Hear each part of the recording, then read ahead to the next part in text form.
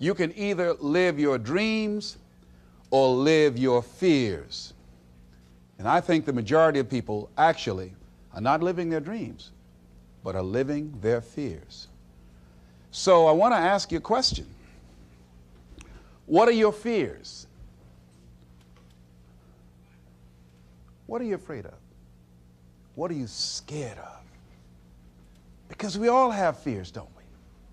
We all have something that's blocking us, that's holding us back. And as we begin to look at life, what we realize is that the reason that most people are not living out their true potential, are not doing all of the things that they would really like to do, is because of fear. Some people call fear false evidence or expectations appearing real. I'm reminded of a story of a guy that was living in an area where he had some new neighbors, and these neighbors had a bulldog. And when he came home every day, this bulldog used to chase him about a half a block from his house. Every day, he would have to streak home. I mean, he would just run. This bulldog would be right on his heels. And so he just got tired of that, because he would go home and about a half a block away from home. He would look around for this bulldog, and he wouldn't see him. And he would go walking casually along, and this bulldog come out of nowhere, woo, woo, woo, and start chasing him. He'd run home. So this one day, he just got tired. And so when the bulldog was running after him, he started running. He saw a rock, and he stopped to pick it up to throw at the bulldog. And when the bulldog got up on him, he started barking. He realized the bulldog didn't have any teeth in his mouth. Then he started chasing the bulldog. If you don't get on away from it, because the most the bulldog could have done is gummy, you know. And so, you know what? Most people go through life running scared. Running scared from things that have no teeth in them, because they're false expectations appearing real. That, see, we're brilliant enough to scare ourselves to death. You realize that? There are some people actually who get a kick out of scaring themselves to death. I remember the last frightening movie I saw. It was The Exorcist. I will never forget. I was so frightened when I came home. I'll never forget. I drove in the driveway, and I had already called my former wife and said, listen, turn the lights on. I was coming in the driveway, and I was getting out of the car, and all of a sudden I couldn't get out. I started blowing my horn. I said, Madeline, they got me, they got me. She came to the kitchen with and said, take your seatbelt loose, fool. I said, oh, okay. I was frightened out of my wits. But there are a lot of people who they get off on that. They love it. I'm a person, my brother is a paratrooper. My twin brother, he's in the military, career man. I would love to jump out of an airplane to parachute. I'm scared, though. I mean, I really admire my brother for that. I would really love to be macho man like that. What are the things that you fear that's been keeping you from living your dream, that's been keeping you from doing some things that you would like to do? Just think about those things. And how do we begin to handle that? Abraham Maslow said that life is about growth. And he said, you could either go back to your comfort zone, and there you won't find any growth, or you must be willing to go forward and face your fears again and again and again, because you're never going to have a fear-free existence. I mean, some fear is acceptable and legitimate. There are some things that you really should be afraid of. Now, you shouldn't allow it to immobilize you. You acknowledge it, you take it into account, and you carry yourself accordingly. There are times that we should proceed with caution, but it's the difference between being stopped by fear. It's the difference between having a fear and the fear having you. So what do? One, acknowledge it, and knowing that it's okay. Don't condemn yourself for being afraid. It's perfectly fine to have some fears. You acknowledge your fears, you embrace those fears, and then you move on. You act on whatever it is that you fear. Because once you embrace it, see, what you resist will persist. What you resist will persist. So one of the most important things is to begin to embrace your fear. The fear of bodily harm, that's legitimate. when I was a disc jockey in Columbus, Ohio, you know, I was young, about 22, 23, thought I was tough, and I was on the air, and Al Green, who was a great performer at that time and still is now singing gospel music, had a record. His first hit record was Back Up Train.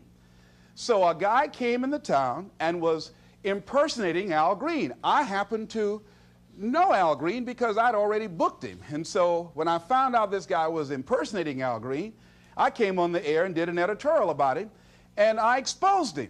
He was a rather big fellow, and so he had the word out that when I see this guy, Les Brown, the disc jockey, I'm going to knock him in the mouth for having a big mouth. So I was driving down Main Street in Columbus, Ohio, had my son in a car, and I always had this little saying, hey, if anybody ever put a threat on me, I'm going to make them honor it. So I saw this guy in the street. So I pull around. I said, excuse me, I'll be right back. Got out of the car. I said, hey, man, I heard you said that you were looking for me. I'm Les Brown. He said, you are? I said, yeah. I said, what is it? I'm the one that said that you were an imposter.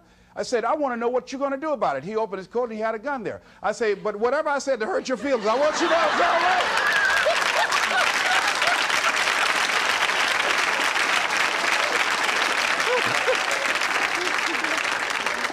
right. Acknowledge your fears, carry yourself accordingly, and do what makes sense for you. Well, one major fear I've always had is a fear of a dentist. And this fear had me. I didn't have that fear. And what really reinforced it, you got to watch things that can feed your fear. I saw a movie that most people would not remember. This movie was starring Dustin Hoffman. It's called The Marathon Man, with Laurence Olivier. When he's trying to get a confession out of here. And he took this drill out. Let me tell you something. When he went in Dustin Hoffman's mouth with that drill, I had $1 worth of popcorn. That popcorn went everywhere. Oh! Do you know I could not go to the dentist for 5 years? I had left broadcasting, went to the Ohio legislature, had an impacted wisdom tooth. Now that hurts. And I would call, and as soon as the people would answer the phone, I would hang up. That's how frightened I was. Dr. Hamler's office, boom, I'd hang up. Then I got to the point where I could just ask for an appointment. Hello? And I wouldn't give my real name. Because I knew I wasn't going to keep it. I'd give anybody's name, Joe Jiggly Jim, it didn't matter. Then pretty soon I got to the point where I could give my name. It was about 4 years after that, you know. I said, my name is Les Brown. Then I would call back and say, look here, due to my legislative agenda, I won't be able to make it. So the lady finally said on the phone, she said, you're scared, aren't you? I said, no, I'm not. She said, then why don't you come in? I said, that's none of your business. She said, you're not coming in because you're scared. I wish you just would not waste our time. And she hung up. I said, you have no right to do that to people like me, you know? So finally, to make it long and short of it, I was hurting so bad, I said, wait a minute, I've got to do something. And I said, what am I afraid of? Go there and handle it. I said, man, I said, Dr. Hamler, I just can't hear this drill. I mean, if you can do whatever, I don't need to hear this drill, that sound, you know, that's what gets me, that drill. Don't pull that drill out on me. He said, just calm down, calm down. And it wasn't really bad as I thought it was. One of the things you find out that when you face your fears, it's not as bad as you think it is. And when people tell you, I just can't do it, I can't handle it, I mean, really, I can't handle it, what they're envisioning is that they're not going to be here. They're going to clock out like you're going to die. And guess what? We all had occasions when we confronted our fears, we had to do something we felt uncomfortable with, we didn't want to do it, and we did not die. They didn't come take us and put us in a box somewhere. Am I right? So what we've got to begin to do, how do we handle that? What's the process? Because it's all up in here. One, I think, is imagine the worst case scenario. I just imagine that he went in my mouth and with this drill and that I just croaked out. Then I imagine, that's the worst case scenario. Then I had another technique I used. Visualize yourself being more than able and capable of handling it. And I used to have a tremendous inferiority complex about speaking before people that I felt who had more going for them than I did. Because I'm not college trained, I used to feel that college people were the most intelligent people on the planet. And there was nothing I had to say for them.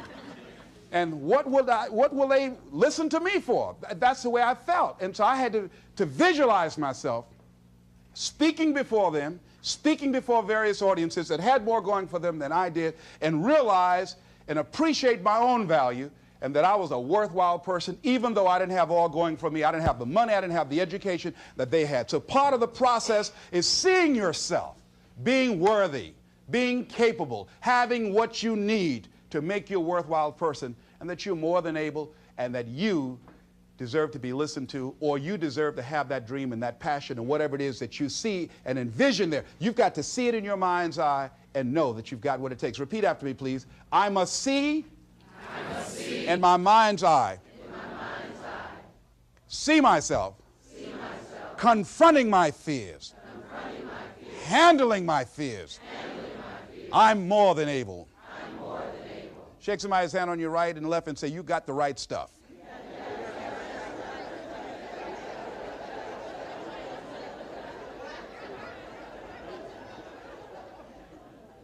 So deciding as you look at your life, as you look into the future and say, what fears am I holding on to? What fears that I'm allowing to imprison me, that's keeping me from breaking out, that's keeping me from living up to my true potential, that's keeping me from really being happy, that's keeping me from having a sense of adventure and excitement in my life? What's keeping me from controlling my destiny? What fears that I'm giving that permission to? Notice what I said, that we must give our permission to fear to immobilize us. Because whatever discomfort you experience, whatever challenges or difficulty that it is, you got to handle it. Got to go up in there and wrestle with it. Will it be easy? No. Will it be challenging? Yes. A friend of mine who's going into recovery. He's been addicted to crack cocaine for years and alcohol. And he was talking about how challenging it was and why he was dreading going into cold turkey. I said, what do you want me to tell you? That it's going to be a picnic? No, it's not. It's going to kick your butt? Yes, it is. Are you going to want to die? Yes, that's a part of it. But that's just what you must go through in order to get where you want to go. And guess what? You are strong enough to do it. You're strong enough. And your life is worth whatever you have to go through to get past this addiction. Whatever you have to do. This dream you got, whatever you want to do, will it be easy to just run out there and do it? No. Will it happen overnight? No. Will it be a struggle? Yes. Will there be times when you can't make ends meet? Yes, that's a part of it. Will there be times you won't know what to do? Yes, that's a part of it. Will you have some opposition? Will things go wrong sometimes? You will have many visits from Murphy. Now, if you're saying, well, who's Murphy? Don't worry.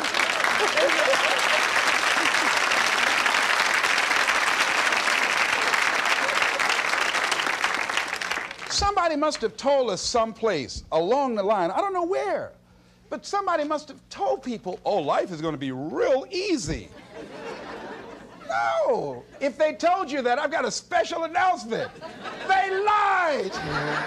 I'll never forget, I had a special piece of legislation I wanted to get passed, and I said to a guy, I said, look here, can I count on your vote? He said, yes, and look here, if I can't count on it, let me know. There's another guy that owes me a chip, and I can call on that. And I won't need your vote, but I do need it. If you say you're going to do it, do it. He said, you can count on it. Legislation came up. He voted against my bill. My bill passed. I went back to him and said, hey, I told you I needed the vote, but if you couldn't give it up, let me know. I would get somebody else. I said, why did you tell me that? He said, I lied. I was in shock. How many of you that life just wore you out? That you didn't expect that? You thought you'd go to school, get good grades, get a job, and you came out here and you'll be able to get a job and live happily ever after, and you say, they lied. Yes, they did. They never told me, you know that song says, Mama told me there'll be days like this? They didn't even tell us that. Isn't that something about life is challenging? I mean, it's some stuff you get out here, you didn't read it in a book nowhere. Didn't nobody warn you that it was going to come down on you like this. That's called life. There are all kind of challenges like that. So what's the next piece is that you accept yourself, then you accept the fear as a fact and not a force. See, when you accept yourself and you accept fear as a fact, that means that it's something that happens. It's something that you're going to experience, but it is not a force to hold you back. It doesn't have any special power other than that you give it. So you accept the fact that you are afraid, and then you move on anyhow. You move on past it, and you do whatever you've got to do. I was at a big motivational rally for a gentleman by the name of Dexter Yeager down in the Carolinas. I was standing backstage, and I had to go out. I was the last speaker on the program. It's the first time I'd been in a stadium of this size, over 10,000 people. You couldn't see the people because the lights are just blaring in your eyes, called Free Enterprise Day. I was afraid. My heart was beating fast. I was just pacing back and forth. And Dexter said, "Are you all right?" I said, "Yeah." "Yeah, I'm all right." So I said, "Wait a minute, just calm down. Calm yourself. Hold a minute. It's all right, Les. It's all right. All right. Just be as scared as you can be." See, that's why I say embrace that fear. Just try and see how scared you can really get. And start breathing deep. So the guy came back, he said, "Are you about to die or something?" I said, "No, I'm fine." But after I started embracing it and trying to make myself as afraid as I can get and imagine what's the worst thing that I could go out there and do, my mind go blank and I fade on stage, that's the longest they gave me my check.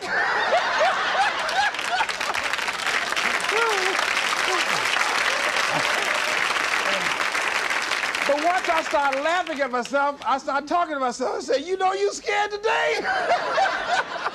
And I said, I just calmed myself down. And I went out there and I cooked. And that's what you got to do. I had another experience where I was at a major corporation, and it was one of my first major presentations I was going to do for this corporation. And I had 4 other presenters that had large firms. And one of the things that you've got to do is you've got to watch your inner conversation and discipline your thinking and your imagination, because if you don't, your mind will take you on a wild trip. So my mind said, "Hey, Les." I said, "What?" "These guys are going to wipe you out. You can't compete with them." Because I heard these guys sitting over across from me, and they were talking about all that they had going for them. And so I started doubting myself, and I became afraid, and I was thinking, well, maybe I shouldn't go in there. And so I knew then, and this is what I suggest to you, sometimes you got to talk to yourself. Talking to yourself, you know, could be a good exercise. It might be the only intelligent conversation you ever get. So I got up and I went to the bathroom. I started talking to myself and said, "Les Brown, let me tell you something. What do you care about these guys and their firms and all their money? You got 6 children you've got to feed. You got a mama you've got to take care of home. You ain't got nothing to lose."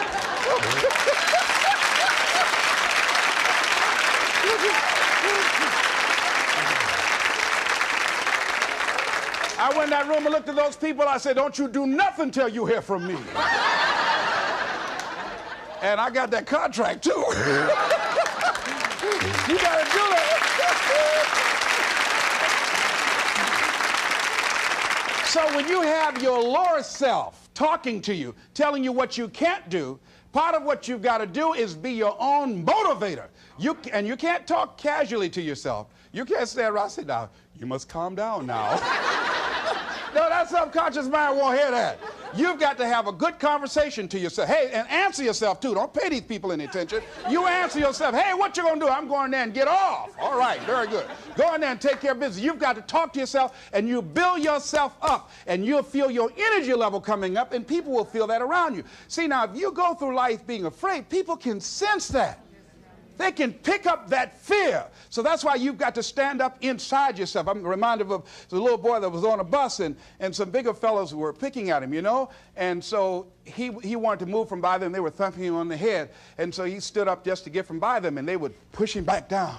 And he would stand up again. They push him back down. And he stood up again. They pushed him down, held him down.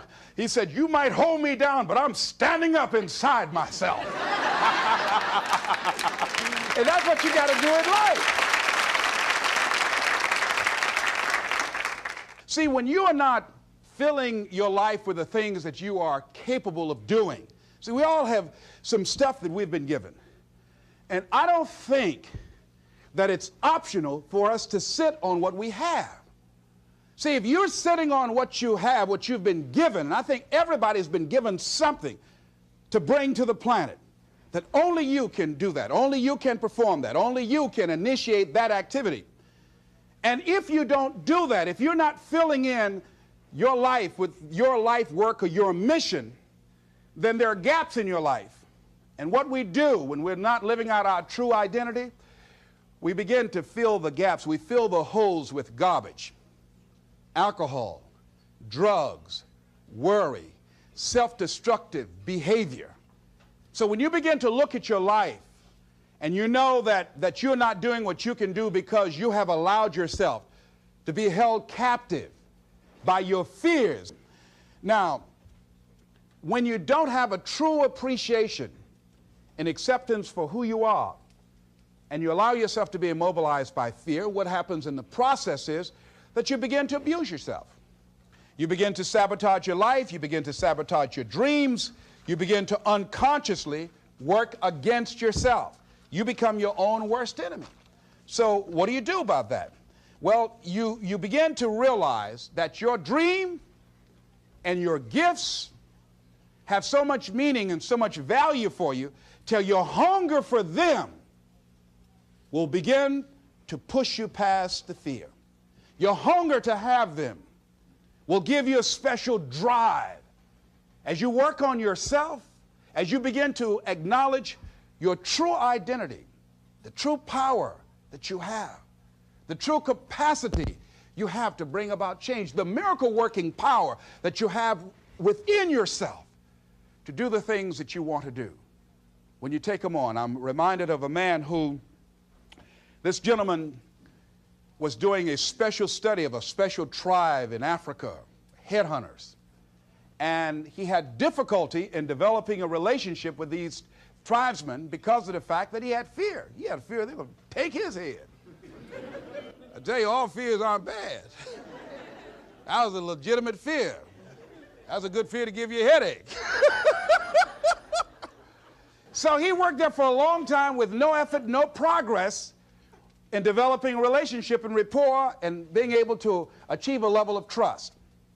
So finally one night while he was in bed, he was thinking about it. I said, what is it that you came here to do? What is your life work as a missionary? He said, I wanted to study these tribesmen. I said, what's the worst thing that they can do to you? Kill you. And he just decided, hey, this is what I came here to do. I know that there's some risk involved, and I'm going to do it, come what may. He said, I'm not going to be afraid anymore. He went back the next day, and he started doing the work and trying to talk to and interview many of the members of this tribe. And they began to respond to him. They threw out the welcome mat to him. And years later, when people came to see what his progress was, they asked him, how were you able to do this? How did you convert the relationship from being hostile to that of being positive? And he said something I think has value for all of us. He said, when life can no longer threaten you with death, he said, what else is there? What else is there? And the majority of the fears that we have are not life or death fears. They're not those kind of fears. But through our imagination, we blow them out of proportion and we give them more power than they actually have or deserve, and we permit them to govern our lives. We permit them to determine how far we can stretch out on our dreams and discovering our stuff. And as we begin to look at ourselves and begin to, wait a minute, just getting to the point as you assess yourself and begin to prove yourself and just say, wait, hold a minute. I've been sweating this out. What's the worst thing that can happen to me on this? Will it kill me? Will I die? Why am I going through all of these changes over this? How much power does this really have? And am I the one that's feeding the power into it?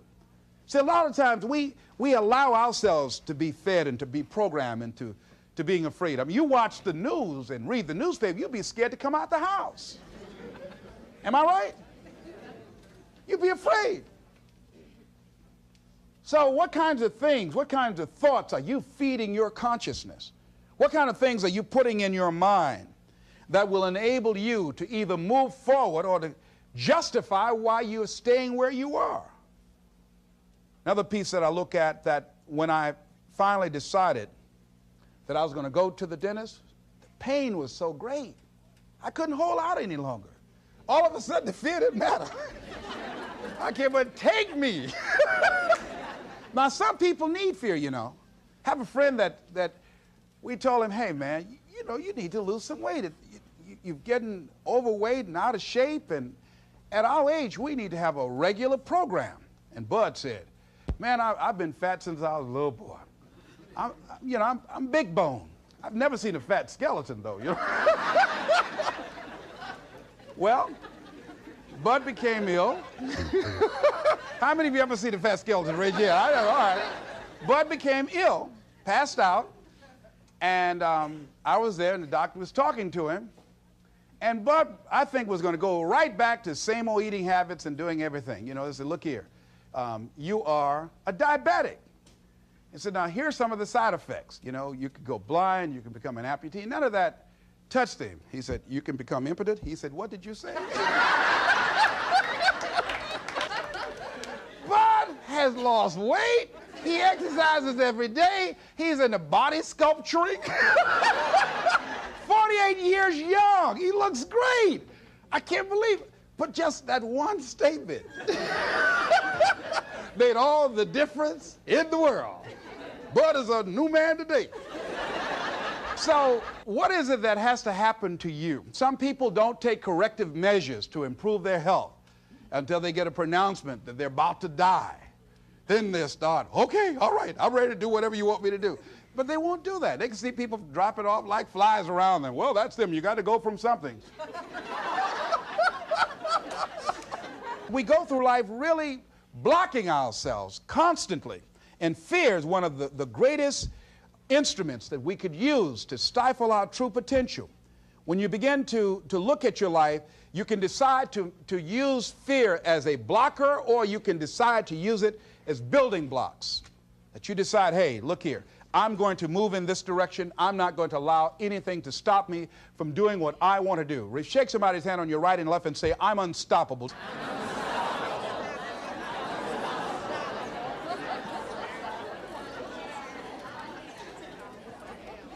See, when you begin to understand and acknowledge your fear, and you go forth anyhow, you go forth in a spirit and a knowing that there's a way that you can begin to handle this. There's a way out here somewhere. There's a solution.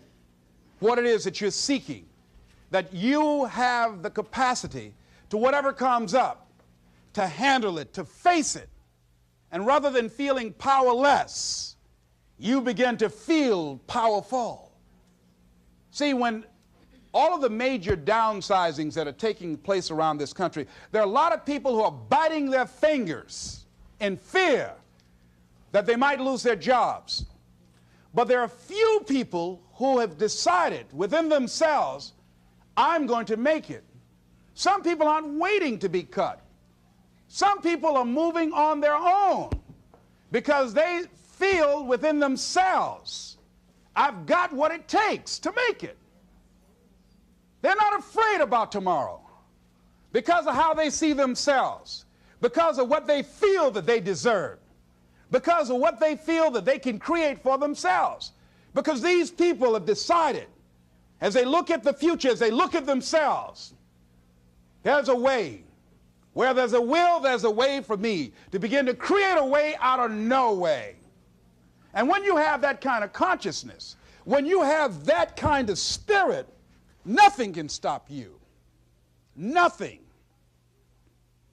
What would your life be like as you look toward the future if you decided, I'm not going to allow my fears to stop me? What would your life be like? What would your future be like if you decided to want that which you desire so strongly that it prepares you past your fears, that you experience the fear, as the one book says, feel the fear and do it anyway? What would your life be like? And I'm saying to you that all of us who have been entombed by fear have the capacity to resurrect ourselves and to resurrect our dreams. All of us have the capacity to do that.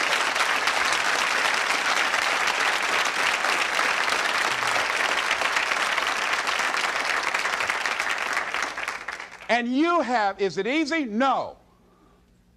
It's not easy. Can I do it? Yes. What's one of the ways to get started? Some of us need somebody to hold our hands. Sometimes we need somebody to help us out. Be willing to say, I don't know. Be willing to reach out. Be willing to get some assistance to take you to the next level. One great athlete, you never expect boxers to make profound statements. I think it was Joe Frazier who said this one. He says, all of us are like the blind man at some point in our lives standing on the corner waiting for somebody to lead us across. See, all of us at some point in our lives need some help, need someone to reach out to us, to throw out the lifeline, to help us go across some treacherous waters that we couldn't navigate by ourselves. None of us do it by ourselves. All of us at some point of our lives. We need that kind of help. We need that kind of assistance because we grow from the people we have in our lives that can enrich our lives personally, professionally, spiritually, and all the dimensions of our lives. We don't grow in a vacuum. So as you look at yourself, what are the fears you have that maybe you need some help in strengthening yourself in that area? As you assess your strengths and your weaknesses, as you begin to approve yourself and your passions and your dreams and your goals and the things that you want, if you decide to experience all of your true potential, as you decide to manifest all of your greatness, as you decide, wait a minute, what else is available to me out here if I decided to experience the fear of rejection, the fear of no, the fear of failure, the fear of standing by myself? What else is available? Of taking a chance, a fear of losing it all. What else is available to me that will bring some extra meaning and value? The fear of people not liking me. You know how many people do things they don't want to do because they want everybody to like them? Everybody's not going to like you. Excuse me, special announcement. Everybody's not going to like you. No, it's just not that kind of world.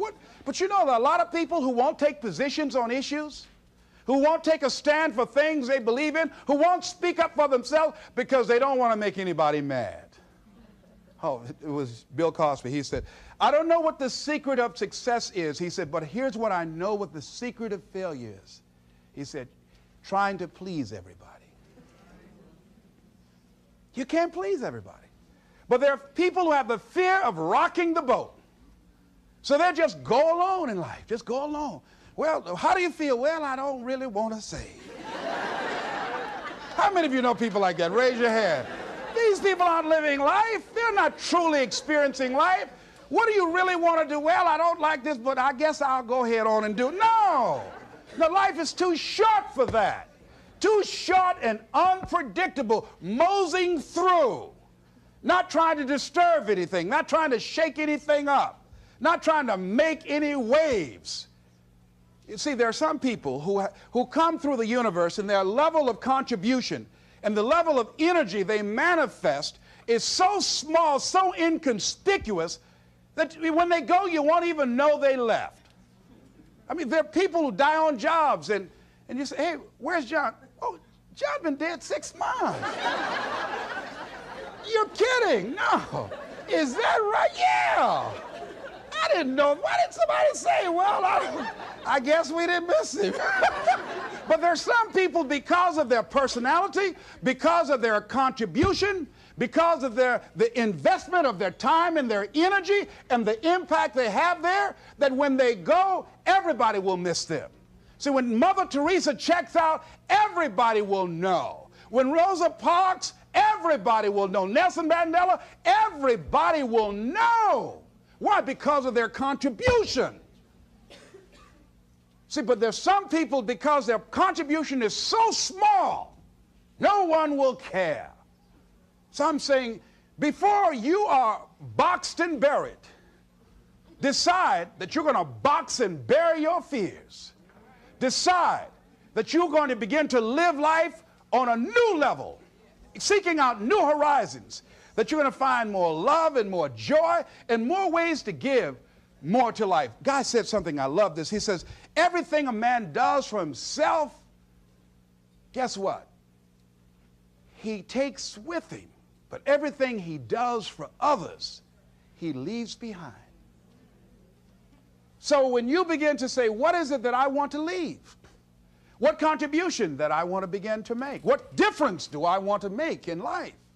What is it that I want to do with the rest of the life that I have left? What chances I need to take? What risks do I need to begin to embrace? What fears do I need to step on? What areas of my life am I dead right now? What dreams? You can either live your dreams or live your fears. You have got to get to a point where you say, I'm sick and tired of living like this. There's got to be more.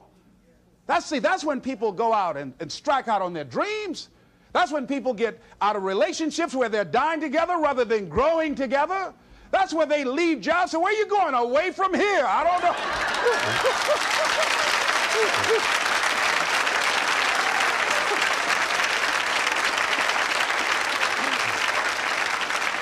Do you have another job? No, I don't. How are you going to make it? I don't know, but I will. See, you will when you put yourself in that kind of situation. I'm reminded of two frogs that were hopping down the road, and they fell into a bottle of milk. And one was hopping up and down for a while, and he drowned. He just gave up. But this other frog just kept on kicking. He wouldn't give up. He just kept on kicking. And pretty soon he churned that milk into butter, and he walked on out.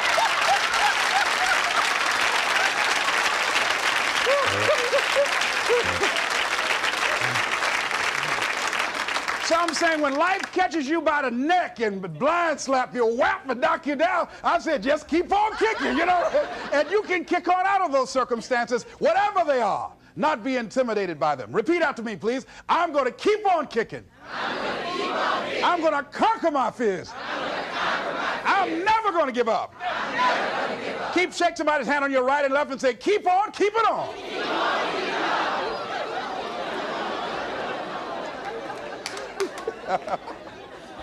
I tell you, one of the exciting things about life is you got to keep the child in you. Little children dream. We used to go to work with my mama, and we would be riding across Miami Beach. My brother and I would be arguing, that's my car. No, that's your car. That rutabaga over there. Well, that's my house. Mama, tell you that's my house. I had that house yesterday. How many of y'all did that as kids? Raise your hand, But then after we become adults, life slaps you side the head a few times, and then you don't dream anymore, Bigger Thomas, in the book, The Invisible Man, I think it was, he said, the impulse to dream has been slowly beaten out of me through the experience of life. And most people, ladies and gentlemen, have stopped living their dreams because of the lessons they've learned from life or things they've picked up, because we've only been born with two fears. The fear of a loud sound, or the fear of falling. And all the other fears are fears we learn, fears we pick up. Whatever you're scared of, your life, the value you brought to the planet, far more important than whatever you're afraid of. You're stronger.